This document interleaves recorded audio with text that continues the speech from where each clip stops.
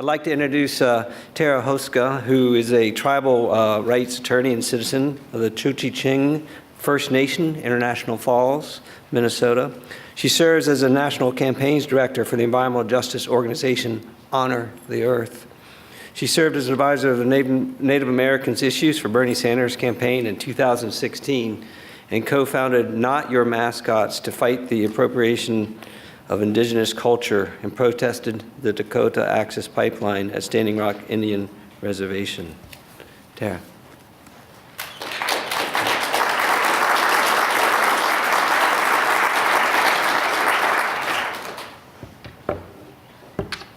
Bonjour.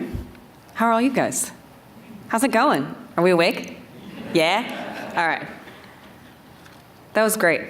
Miigwech to Johns Hopkins for hosting this conversation, and thank you to Tom, and I'm looking forward to hearing the rest of you guys too. Bonjour. Tara Indigenous Cause Jaganeshimang Minoa Jaboe Kwe Indigenous Cause Nishnabemang Makwen Dudem Gojing and Dunjaba Skikimizigegi Zesoa Pinagi Tibishka. My name is Tara. I'm Bear Clan from Couchiching First Nation. I was born under the maple sapping moon. So I kind of want to give a talk discussing more about kind of the background of how I came to be here, and I think where we're at, really, you know, the things that have happened and where we're at as people and advocates moving forward. Indigenous people are impacted first and worst by climate change. When these industries happen, they happen out of sight, out of mind. They don't happen in your backyard. They don't happen in suburbia. They don't happen in cities. They happen somewhere you can't see. It happens in Indian country. It happens in low-wealth communities. It happens in places we don't think about.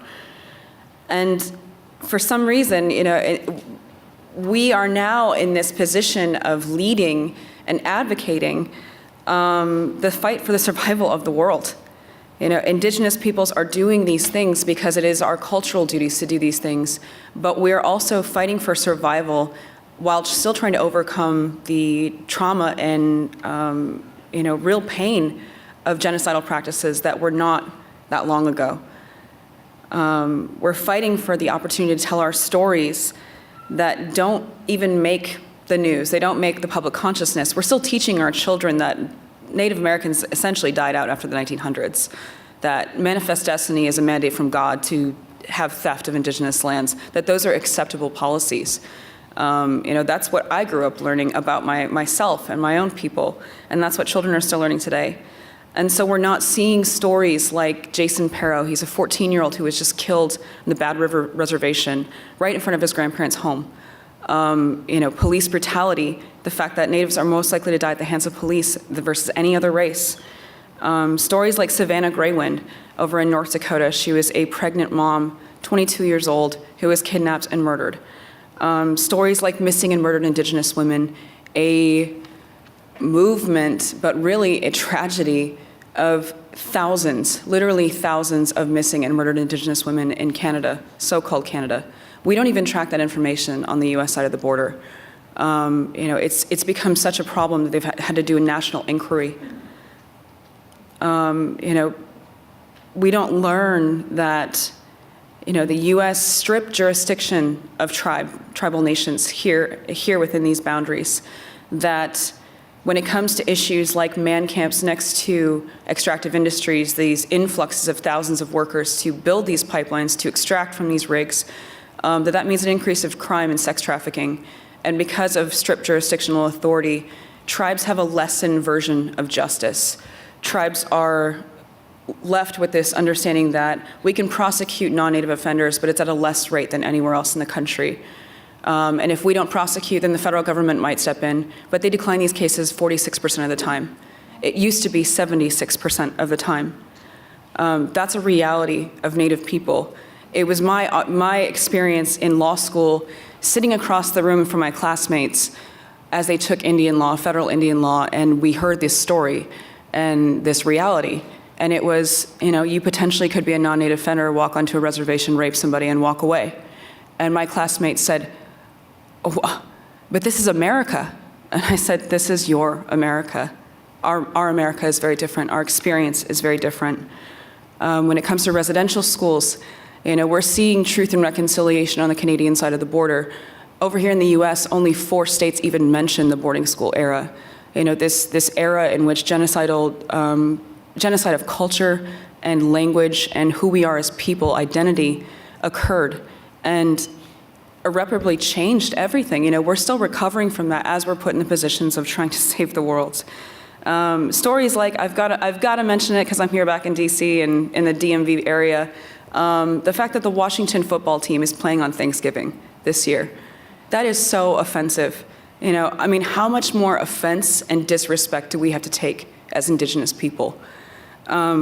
But despite this, we're still out in front and we're still leading these movements because we recognize that the world is not going to wait. The world is not going to wait. Climate change is not going to wait.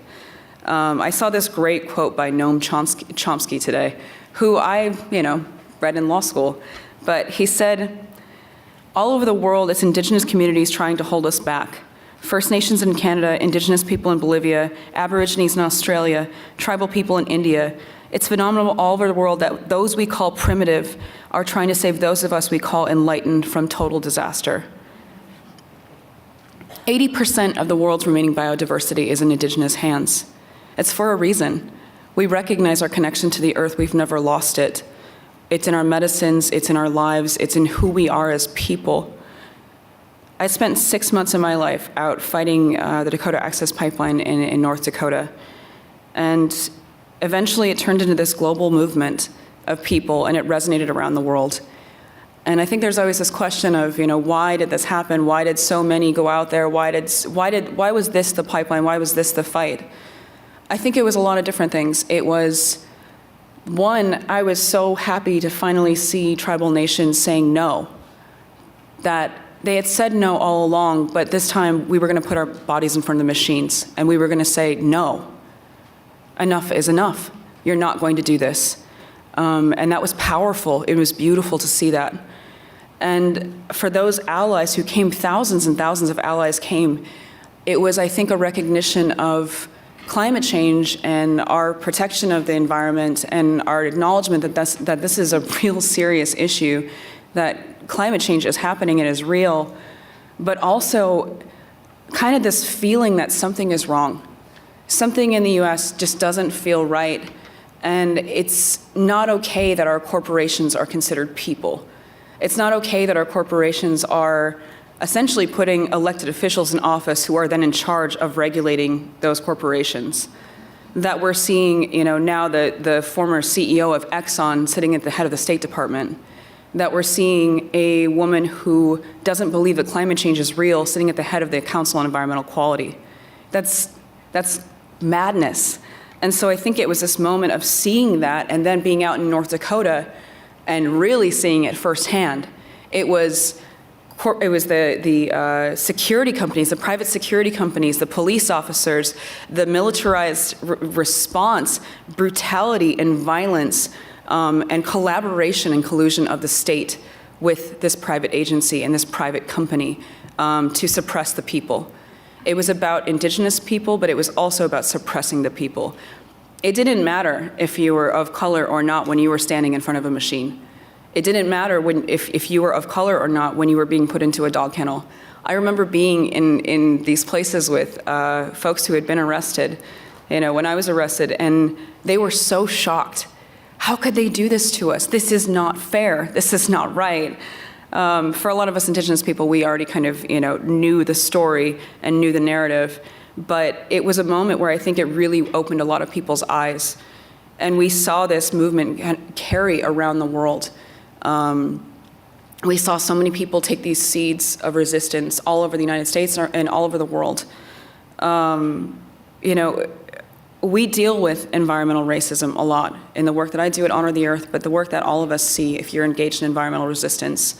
We know that with the Dakota Access Pipeline, it was rerouted from Bismarck, a largely white community, and put right next to the reservation. They rerouted it because they said there was concern to the drinking water. Apparently the drinking water of the tribe didn't matter, but the drinking water of Bismarck did. I see this in the pipeline I'm now resisting, which is Line 3. It's an Enbridge tar sands line that wants to send almost 900,000 barrels a day of tar sands through the headwaters of the Mississippi River to the shore of Lake Superior, a fifth of the world's fresh water. That's where they want to put this horrible project, horrible destructive project, while continuing to expand the tar sands industry. But I've met with the people at the refineries, the African American communities, who are sitting in, it's called 48217, the United States most polluted zip code. It is a black community that is directly across from a refinery. The white homes around them were purchased for above market value by the company. They're still sitting there because they're being offered pennies for their homes, while now dealing with the effects of increased cancer and all these health impacts that come from breathing in tar sands every single day and breathing in the chemicals that are released when they refine tar sands. I see this in Superfund sites. There's uranium mining. Yes, that is a major problem in Indian country. But Superfund sites like Cass Lake, that's in the Leech Lake Reservation in Minnesota, this creosote mining that was taking place. Creosote is what they use to treat the timbers. And there's this huge deposit of it. And the EPA solution was to put a park over it, a picnicking site over it. That's the easiest solution. We're just going to put a liner in the earth and then throw a park on top of it. I did want to show for this, where we're at and what we're doing for this last little bit of time I have.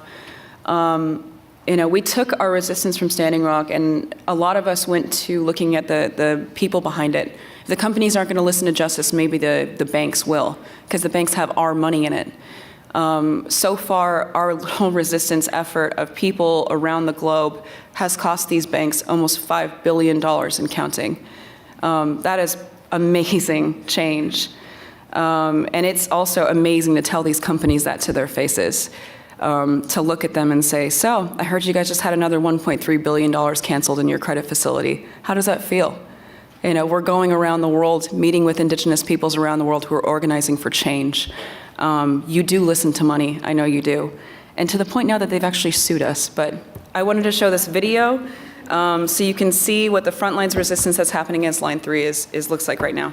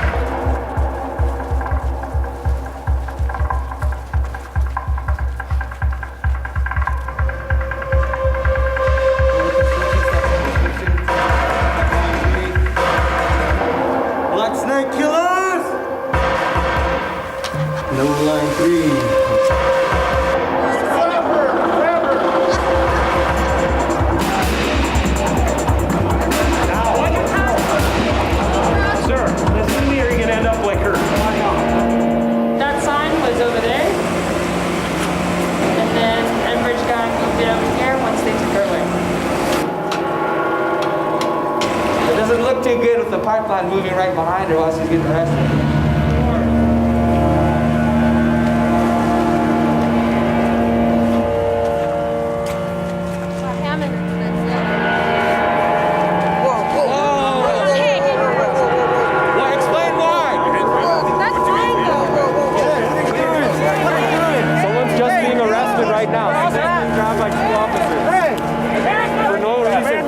By the side of the road. Why do you think you're pushing me like that? This guy pushed me.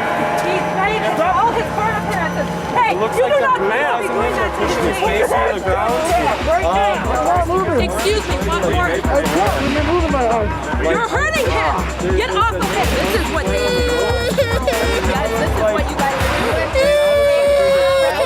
More. Show me more. Tribal lands are at the greatest risk of an oil spill. That's environmental racism. That's why I'm here. I hope people in Minnesota wake up. I hope a lot of frontliners wake up and warriors wake up and they join us. Law enforcement is here to uphold the law of corporations and private property because they have money, they have nice vests, they have logos. We don't have money, so we're here because this is our only option.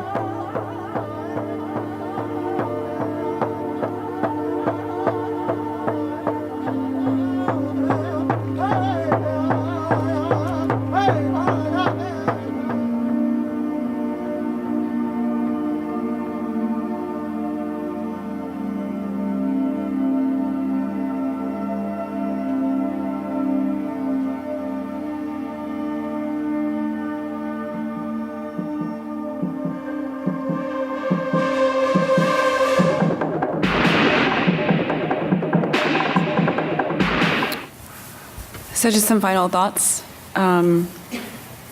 We must stand together. Water is a human issue. It is the survival of our children. It is the survival of our grandchildren. Water is life.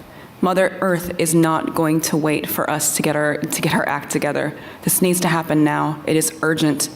This is not waiting around for policy decisions and waiting around for a Congress to realize that climate change is real.